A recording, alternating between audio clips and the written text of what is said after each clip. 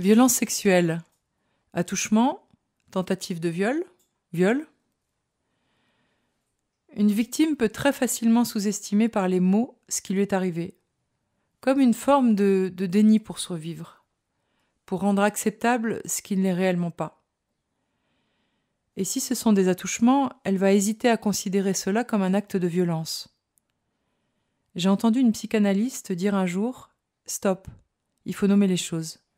Quand quelque chose rentre dans le corps de l'enfant, c'est un viol, point. » Et même quand l'agresseur est une jeune personne, adolescente, si la victime est un enfant, il y a prise de pouvoir sur un plus petit, et c'est donc assimilé à une violence sexuelle. Si c'est un adulte qui prend le pouvoir sur un ado, c'est aussi à considérer comme une violence sexuelle, bien sûr. Il y a toujours en toile de fond une histoire de non-consentement ou, dans certains cas, d'immaturité ou de manque de conscience, qui fait que la victime n'est pas en mesure de choisir en conscience. Dans tous ces cas mentionnés, il y a bien intention de prendre le pouvoir sexuellement sur l'autre. En allant un cran plus loin, chez un couple marié, il peut donc y avoir viol si l'un des deux n'est pas consentant. Et oui. Car peu importe les liens affectifs qui préexistent entre deux personnes, le corps d'une personne n'appartient à personne d'autre que soi.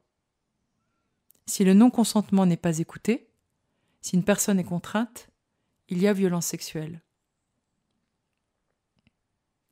Je voudrais aussi parler ici de certains hommes qui, parce qu'ils sont, entre guillemets, affamés, pourrais-je dire, en deviennent très irrespectueux, insultants, voire abusifs, aussi gentils qu'ils puissent être en dehors de ce contexte. Ils peuvent alors insister dans une sorte de drague poussive, avec des gestes déplacés et sans limite, des regards trop appuyés, une main aux fesses, un baiser forcé, au point d'en être, j'ai envie de dire, violent l'air de rien. Et ce, parfois progressivement. Ces escalades de comportements déviants, qui pourraient presque passer inaperçues si l'on n'y regarde pas attentivement, tant elles sont enveloppées par ailleurs de gentillesse apparente.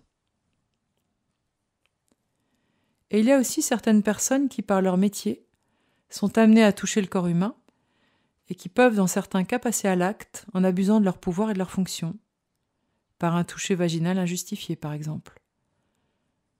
Dans ce cas, il y a un cran de manipulation de plus, bien sûr. Et dans tous ces cas, il s'agit bien de violence. Et oui, mettons les mots justes, arrêtons de banaliser. Le prochain podcast abordera le thème du transgénérationnel.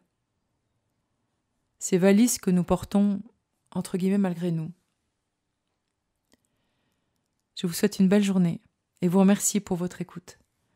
Et n'oubliez pas, il suffit d'1 seconde pour changer de vie, car vous êtes puissant au-delà de toute limite. Ces podcasts sont écrits et comptés par moi, Céline Flambard, thérapeute psychocorporelle et spirituelle. Je pratique les massages Twina, Tinetsang, les soins chamaniques et des soins intuitifs. Et je transmets mes connaissances en santé holistique à travers des ateliers et des conférences.